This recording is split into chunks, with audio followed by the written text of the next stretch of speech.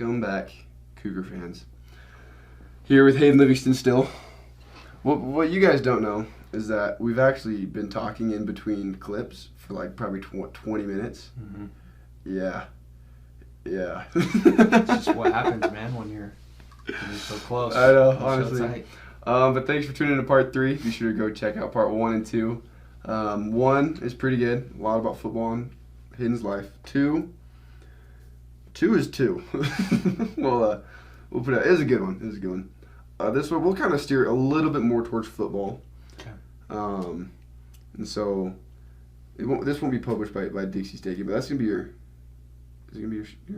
walkout. Yeah, just I will walk for that game. Yeah, but I mean you can also play next year. Yeah, so, that's not to say that I won't come back though. Yeah. Like, I didn't want to like no, you're good. put it out there that you were done. Yeah. 'Cause I don't know if you are, and you don't know if you're done. No, so you're fine.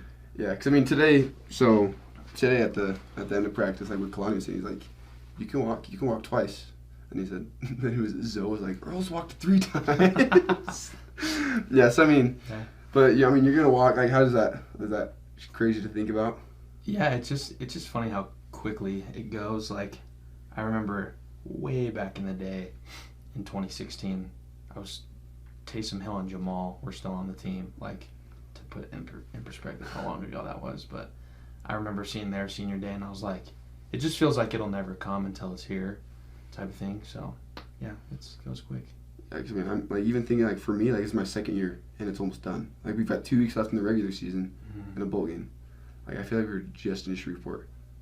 Yeah. And I mean, I don't like it. But Not the best place, but yeah, it comes quick, but it's a little bit better knowing that just like I worked my hardest while I was here. Like I'm not like dreading the end or anything because I know I've put in a lot of good work. And what advice do you have? Like, I'll just say for me, because like, you know, you're 3 years ahead of me. So what do you think? What pearl of wisdom do you have that you could give me in your experience that you've had?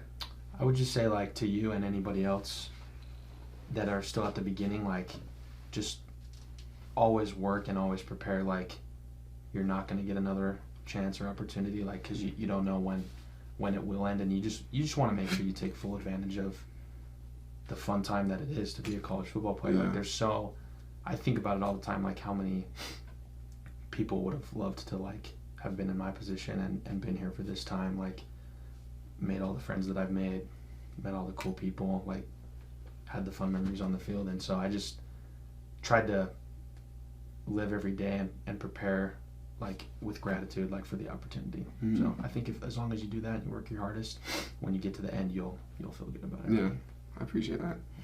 So like with these, you know, last 2 games coming, like, how's your back feeling? I don't know if that's doing okay. Public. I don't really No, know. it's fine. Yeah. So, hoping to, hopefully Yeah. make an impact somehow. If not on the field, I'll be on the sideline coaching guys up and everything. So Yeah. however I can. Yeah. What bowl game do you want to go to? Dude, I don't know. I've read some stuff. I keep hearing this or that. Like, I really don't, like, at this point in my career, I don't care, like, which one. I'm just happy to go to one. Oh, yeah. Because it's just another fun time with the boys. And obviously we get to, bring your wives on the trip as well. So, I mean, the Y Bowl would be cool again. Like, we went there a couple years ago and it was great. But I don't know how it's all shaking out with the projections and everything. I was reading somewhere they threw the Independence Bowl back in the talk.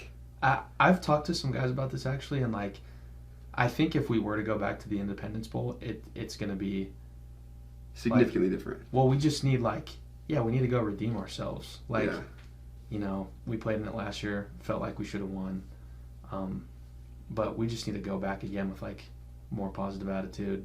Grateful for the opportunity, and I think if we approach it differently, like, we'll get a different result as well. Yeah, I think like the difference between this year's team versus last year's team. Like last year's team, we thought we should have gone to a New Year's Six. Mm-hmm. When like this year, like we talked about it in like the beginning, we're like, oh, like we have a possibility of going to New Year's Six, and then that was just like it was gone, and to the point where it's like we're still not bowl eligible. Mm-hmm. And so I think regardless of where we go now, we're thankful to be in a bowl game versus last year was like, oh, we could have been in a New Year's Six, but now we're in Shreveport, Louisiana. Right. And so I think this year, like, it's a completely. Do you feel like that as well? Like, it's just a different mindset for people. Like, you know, we're blessed to be going to a bowl game. Exactly, and I think that'll make a big difference in the preparation and just the mentality of being there. We won't be like disappointed for a lot of the time. We'll be just grateful to be there, and I think that'll be a pretty key difference in our preparation and the result. So I want to lay down for we're thankful to be going to. I guess we shouldn't talk like we're going to one quite yet. We're thankful to we got to take care of business these next 2 weeks still, but thankful last year to go to go to Shreveport. Yeah. So now that that's aside, Shreveport was bummy. It's not the nicest place I've ever been to. No, but. I was walking around with, remember McGuire? I was walking around with him. He needed a phone charger. And so we literally looked for a convenience store on, like, there's like the bridge that kind of separated into, like, a different part of Shreveport. Like, so we were walking around for half an hour. Couldn't find an open convenience store. Like, not even like a 7-Eleven or anything. And we thought it was like the Truman Show. Like, everything was fake and staged. Like, almost like a simulation. There was nobody on the streets. We saw, like, maybe one person. And, like office buildings were just empty. And, like, no cars anywhere. And we're driving. Like, this place is weird. It's an interesting place, for sure. Yeah. I mean, after saying that, I don't want to bag on Shreveport because it's a little dangerous. I looked. It's got the same safety, like, grading as Detroit. Really? Yeah. And it's just two dudes walking around at night looking for a phone charger. Like, it probably isn't the best idea.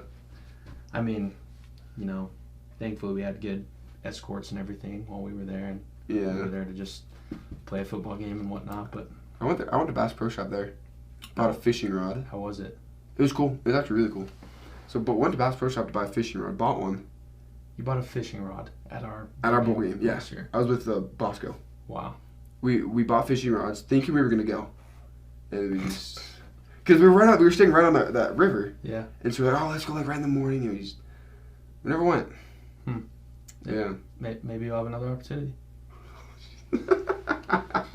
You'll get a redemption. Jeez, I hope not. I hope to go to a bowl game. If we go to Shreveport, I'll be thankful. Yeah, we need to redeem ourselves. Yeah. Also, this past weekend, college football is weird. It's something that I've realized in the past few weeks. So, with our schedule, obviously I look at Stanford. Stanford beats Notre Dame. Yep. Notre Dame beats Clemson. And us. And then Stanford loses 7-42 against Utah. So if we beat Stanford, we technically beat Clemson. I see where you're going with this. Yeah. You could probably even take it a step further with some of our games that we didn't win this year, and then teams that lost to those teams. Liberty. Yeah. Liberty loses to UConn 36-33-ish. Yeah. Something like that. There you go. That's a good UConn lost to Utah State. We beat Utah State. Yeah. So, I mean, Yeah, that's fine. it kind of, technically we beat Liberty. Okay. And Arkansas. Because... Yeah. All right, you ready for this one? Okay. Because Liberty beats Arkansas, but loses to UConn. Who? Utah State. Yep. Us. There you go. Technically. Full circle. Yeah, technically we beat them. That's what's cool about college football is it's crazy. you got to come prepared every single week. Like, you can't take anybody lightly. You got to And there's just respect all your major opponents. upsets all the time. Yep. Like, so I do like the ESPN like pick 'em or whatever. Just like see it, like gives you like a bunch of games. There's no money on the line, so don't worry about that. and so like I just like pick random teams, just try to see like what happens. I could never be more wrong. Like there was one week it was like Purdue and I think it's like Illinois. No, Purdue and Iowa. Yeah. And Iowa is like one of the worst offenses in the nation, but their defense is so good. And so I had Purdue winning that game, and Iowa smokes Purdue. When like pretty sure everyone else had Purdue winning, I was like, what the? Yeah. I think college football is one of the craziest just sports. It's just like wild. in entertainment wise. Yep. Absolutely. It blows my mind because I mean, then you got us, Like, I'm glad we beat Boise. We needed that. Huge. It was huge. Yep. So freaking cold though. Mm-hmm. I go. So bad for you guys. I saw this thing on TikTok, of like, it's like a retired Chicago Bears D lineman, and he's like, what we used to do when it was cold. He's like, we used to get icy hot and put it all over our body, and then Vaseline and put Vaseline over the top of it. So it's supposed to like keep the heat in. So I tried that, and Not it successful. it didn't work. I just, it was oily, and like Yeah. I like in warm ups, I caught a ball and tucked it. I was like, Yeah, the second that you run into anybody, all that is gone. yeah. And so I was like, so I was just, it was cold. I guess it kind of worked the first half, but I just ended up being cold. Well, our time's coming to an end, but before we go, you like golf. I like golf. Sometimes. I'd say for the most part, like it. Yeah. So we've golfed together. Hayden's a good golfer. Anyone watching, go take Hayden golfing. Or me. Go take me golfing. Take us golfing. Take us golfing. We'll put some friendly. We'll make it entertaining. Well, yeah. We'll make it worth your Just time. take us golfing. Yeah. Or don't. That's cool. It's whatever. Do what you want. Hayden, you're my guy. Thanks for having me. Love you, brother. Sure. Love you. Well, fans of Brother Brigham, appreciate you for sticking around for this third part of the series as we talk a little more about college football this time. Be sure to check out part 1 and 2 if you haven't already.